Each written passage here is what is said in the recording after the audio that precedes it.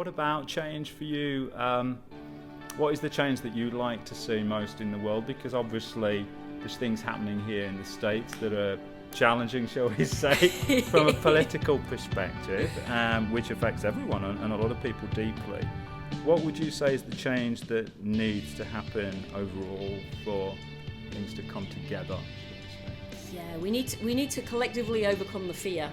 You know, we need to collectively overcome the fear. The reason that things are in the political way that they are in the US, and just want to be really clear that I'm deeply affected and involved by those things. I don't want to give the impression that yay joy and like blinkers on to everything else.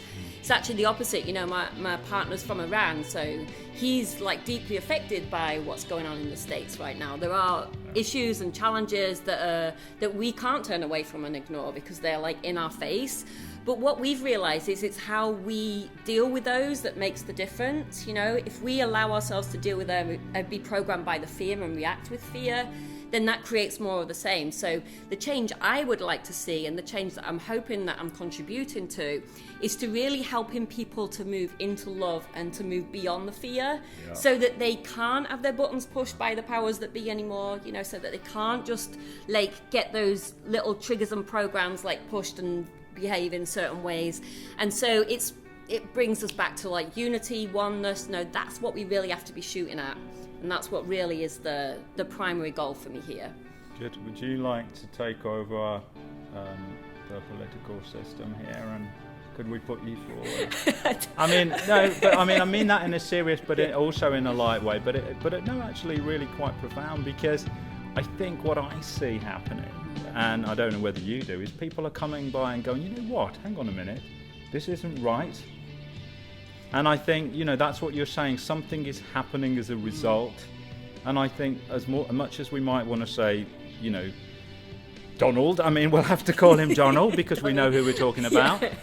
You know, is it good or is it bad that these things are happening? And I think it's all perception, isn't it? And things are being shaken up and people are coming forward and saying, you know, we have a voice.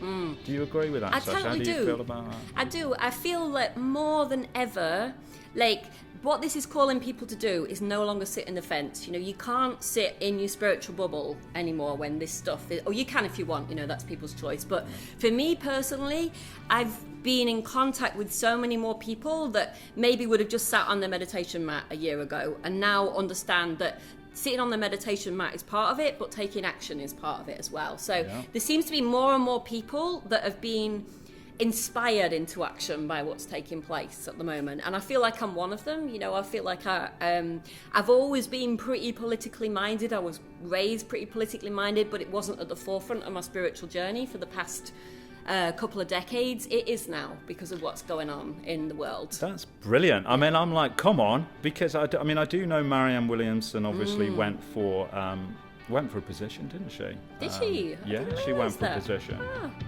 Yeah, unfortunately she didn't succeed, or well, I mean, I say that in a way, it's like, well, I think the change is probably going to come from without of the political system, but us all realising that we have personal power. Yeah. You know, and we have individual and collective power by coming together and having a voice.